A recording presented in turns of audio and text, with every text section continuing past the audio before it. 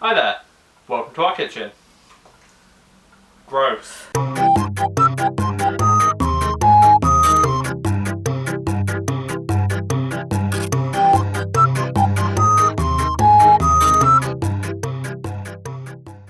As per usual, Alfie's on the floor, pitter-pattering away, generally being annoying. I'm trying to hold his ball, but it won't stop him. Stop. Today we're going to be making a kind of odd Japanese veg curry. I don't really know where the idea came from or anything like that. It's just something Sam and I have been making for literal years. Yeah. It's a really easy recipe. It's just kind of loads of different veg in a curry. Pretty easy. We just serve it with rice. You can have it with noodles, kind of whatever. He's still being a pain on the floor. But for our veg curry, we're going with carrot, potato, sweet potato, onion, garlic, and we're going to be having some corn in it as well, just because I like the flavour of it with the corn. You don't have to have the corn. If you really wanted, you can turn it into a meat curry by adding chicken or beef or pork or whatever. It's really easy to start. I have everything prepped over there, ready to go. I'll run through the general prep that I've done already, quickly. So I just grabbed all my veg, peeled it all, so the carrots, potato and sweet potato have all been peeled. Then I started chopping them, kind of rough, decently chunky for the sweet potato and the potato. They can be any size you want really. I just kind of like a bigger bit of veg in this curry. We keep them quite large, so when we're cooking them they don't like break down into like mash and mush in the curry. It's only because we're going to be cooking it for about 30-40 minutes. And for the carrot I've just done like a rough harangiri cut again, because the point of a harangiri cut is to absorb more of like the flavour from things, so this is kind of a perfect cut to go in the curry. And as I said, we're serving this with rice. We're just doing white rice today, not glutinous rice, because the rice cooker's kind of being a pain. So I'm doing white rice, I'm doing it on the hob. It's a very similar process. But I actually have instructions for this. So I was feeling pretty bleh last week, so I just didn't film. I did some other stuff with food, like I've got a sourdough starter on the go. I'm planning on doing a video about that, but I've never made sourdough bread, so we'll see how that goes. We're just gonna start cooking it now, really, I guess. Everything's, as I said, is already over there, and I'll kind of go through things as we're cooking, more so, because it's just easier. So, we're gonna start by heating up some oil in my big pan over here, my stew pot. And I've got another pan over here filled with salted water. I'm gonna put that on to boil. So, silver one's for the rice, black one's for the curry. Yeah, just a bit. So in my big one to start the curry, I'm going to start by using both sesame oil and some homemade garlic oil. I don't really have an amount for this, because I never do. But we just want to make sure that when we put the onion and the garlic in, they're both going to be like nicely coated and they're going to brown, not burn. That's getting real hot already. And I'm using sesame oil because at this point everyone should know I like the flavour, and my garlic oil it's a really nice rich garlic oil, which means I can put less garlic in the actual recipe.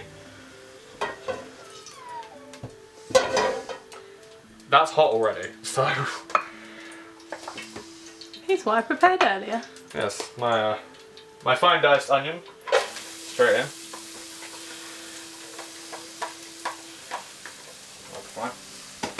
Where's my spoon? We're going to brown that separately from the garlic, because I'm going to use a garlic crusher. What is it? Garlic press. A garlic press to make sure it's like really fine, because I don't like huge chunks of garlic in it. So because they'll be smaller, they'll brown quicker, so we're doing it separately. Sam made me an apron. It's quite comfy, but I'm really hot. It's a bit rough. Let's have a look. You can tell like down here. Yeah. I mean, it's not that bad. You can definitely see like the threading, but actually that looks quite nice. And you got an orange patch over there. Yeah, my little orange bit. And it's got a safety pin at the neck, because it's too long. I'm just waiting for that to brown. There's not a lot else. I can get the corn out of the freezer. Obviously, if you're using corn, like we're going to have to add like a little bit of extra oil before it goes in, because since it's not like a proper meat, it doesn't have its own fat to it, which means that it will just stick and absorb all of the oil, but we still need to make sure that the onion and garlic have oil on them. So I'm looking forward to eating this now. I've been a bit off of curry. Yeah, but it's been too hot for curry. Yeah, I think that is why. Like, so we've been having a lot of like lighter food, and we've been making a lot of our own like bread products because we have a stupid amount of flour. Like, we're blessed compared to a lot of people in the flour that is department. true. We have like 16. Well, probably not anymore. We had 16 plus kilos of flour as a weird delivery, as well as the fact we had probably like 3 anyway. We got that, so that's why I started doing a sourdough starter. We've been making pizza bases on our own. We've been making like Made burger buns, yeah, they were good. Made burgers, like, just a lot of lighter stuff. yeah, like slightly more summery food because it's lots of vegetables. It's kind of like a curry stew, the way you cook it. They're browning. I need to do the garlic. Get garlic in. I'm gonna stab myself with my knife in a minute. Like, I'm going with 2, well, one nice sized one smaller one because I've got black garlic and I've used garlic oil. So I don't want this to just taste like garlic curry. Oh my god. Must have been quite fresh garlic though. It was. A lot of people swear by that garlic press. I am not a huge fan of it. It's from IKEA. And it's kind of meh. I've only been able to eat garlic within the last like 2 years. Same with onion. You're a lot better. Yeah. But I'm going to add the corn and then... How much was that? Yeah. That amount that we had left in the freezer. Yeah. I'm going to put the lid on to let it sweat out a little bit. And while I'm doing that, I'm going to wash the rice. Literally, it's the same as I did for the other curry. Like in a little Honda sieve thing. I'm just going to wash it with some warm water and let it drain out. And when that's boiling, I'll put it straight in.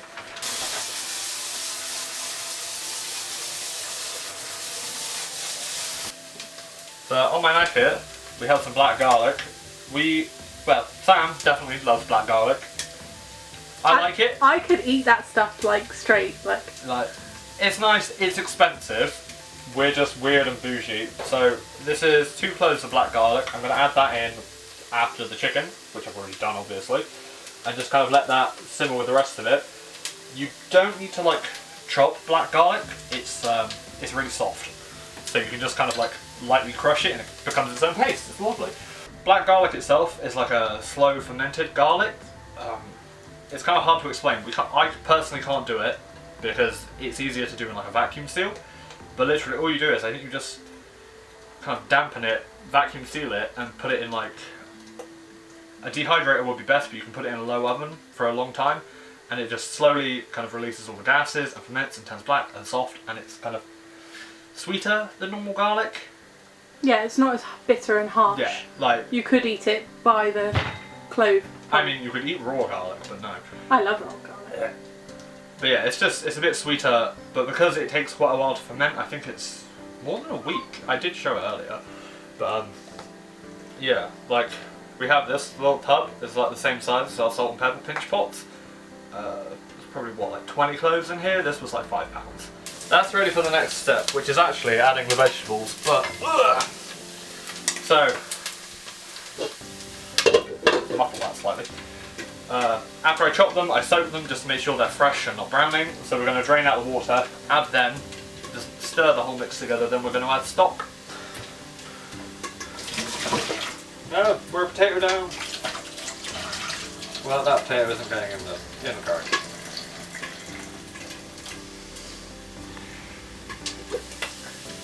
It's going to get very loud because there's still moisture in this.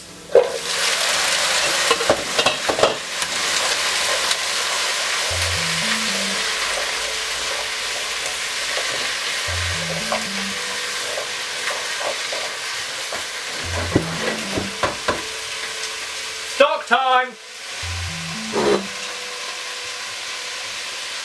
I don't like this jug. It doesn't like you, neither does Alfie. That was about 800ml of veg stock. I think it was actually a little bit over. I actually made my own veg stock in the week while I was ill. I was going to use it for this, but I forgot to defrost it, so I had to use normal veg stock. But I just, as I said, I added the veg, mixed it all together, and added the veg stock. I'm going to add 2 bay leaves as well, because flavour, you know. I'm going to make sure that's coming up to a nice boil, and while it's doing that, I'm going to add soy sauce. I think this is light. Yeah, it's light sauce. I'm going to say it's light soy sauce. We're going to add like a tablespoon. I think that was a tablespoon.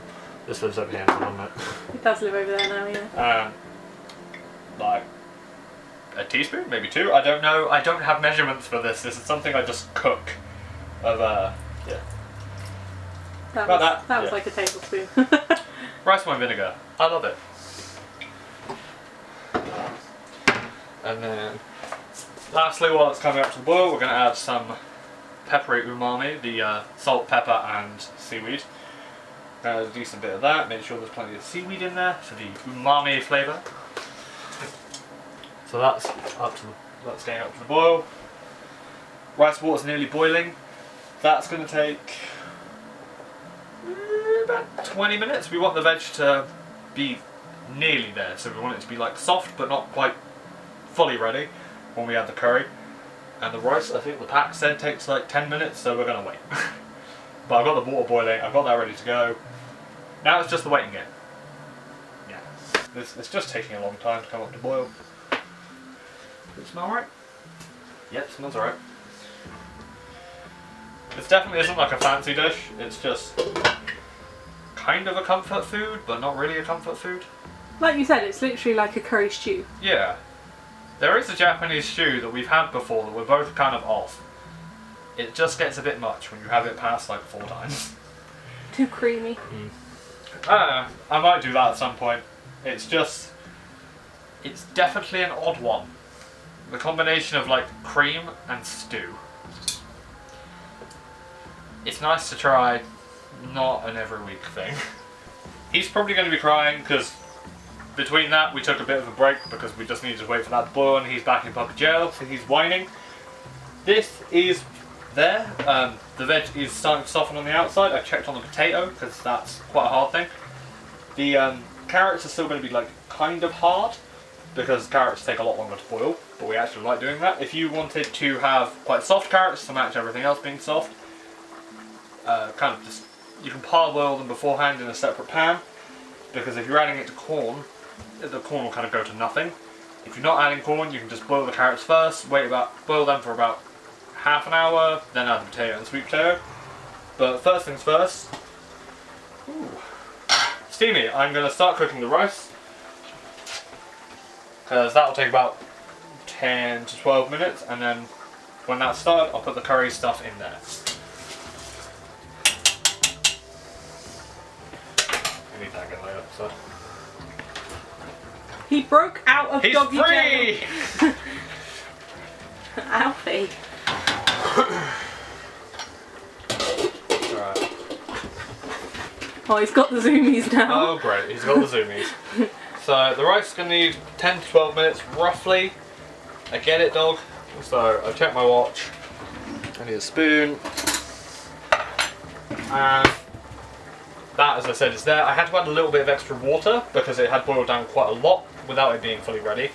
But I'm going to add the curry. I'm using different kinds of curry roux than on Charlie. I'm adding lots of different kinds of curry roux. I like all 3. So I'm just doing a combination. It's like £5, we get it in a little Asian market. The Utaka we get from Sainsbury's. And then this one I think we get from Tesco. But they're all good. They're all good. You can use one as its own thing. I just like a combination, and we're kind of low on all of them a little bit, so I'm just using a bit of everything. There's got curry there. So I've only got 1 block left of the golden curry. I think there's 2 in here. Yeah.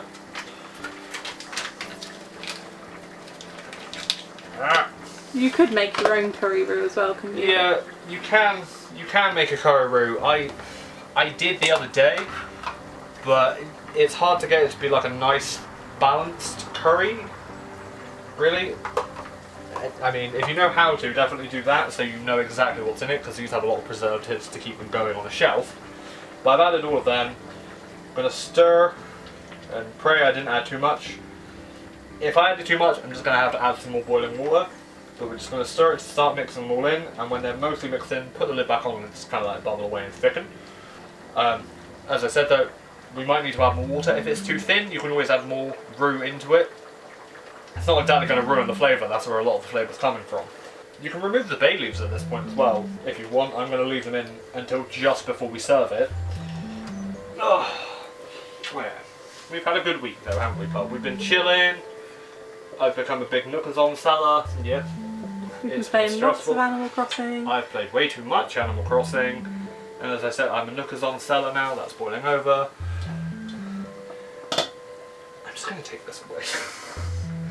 Oh, puppy licky lips. You like rice? Rice is very good for dogs. If you have a dog with a dodgy belly, chicken and rice, like this one, you can give them chicken and rice. It kind of helps settle their stomach. So you have about maybe once a month, don't you, where we have to give you chicken and rice? Because you have a dodgy belly for some reason. Dodgy belly, bonked his head on a pole. It's no shock that you were the last of the litter, eh? He's a reject pup, aren't you? Look at him folding his little arm in. You're getting comfy. Can't really sit there forever, pup. No. You have been loving the quarantine life though, haven't you, pup? We've been chilling, playing in the garden a lot. You've been getting a lot of chicken. He gets chicken anyway because he's spoiled, but it does help with his dodgy belly. That's the only reason he has chicken. You had steak last week as well, didn't you? Yeah, I had steak that went off, so we had that. We did cook it first. Yeah. He doesn't eat a raw diet, that's like a bit extreme. Well, like for him, it doesn't work for him. Because we've tried him on raw stuff before and it never worked. I have no notes for this episode, I'm just talking out my ass. Because I don't have an actual recipe for this, it's something I just do. Like a lot of the food we cook is just something we do. There are some things we follow recipes for, like baking. Baking is very recipe heavy. Because baking is very specific. The curry's ready, it thickened real fast, so I took it off the heat, but I put the lid back on to retain the heat in it while the rice cooks. My timing was off today. Rice is ready. Nice. So, with this rice, we've got to like drain it and rinse it, just so that it isn't super stodgy, and then we'll just fluff it up a little bit. Then we'll plate it up. Good, because I'm hungry. Also, because this pan is all metal, it's stupid hot whenever I try to pick it up.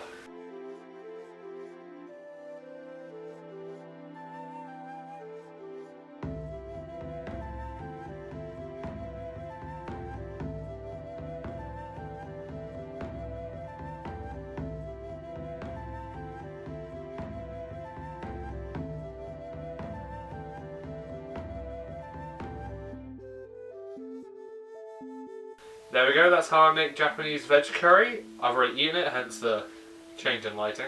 I had to eat it because I was hungry. I think that's it for us. Yeah? Yeah, I think that's it. So, sourdough bread maybe? Next time? Who knows? See you next time. Here we see a wild Andrew doing the dishwasher. Something he often does. He doesn't just cook, ladies and gentlemen, he also cleans up after himself. That's what happens when you work in a kitchen. You're an asshole if you don't clean up after yourself in a kitchen.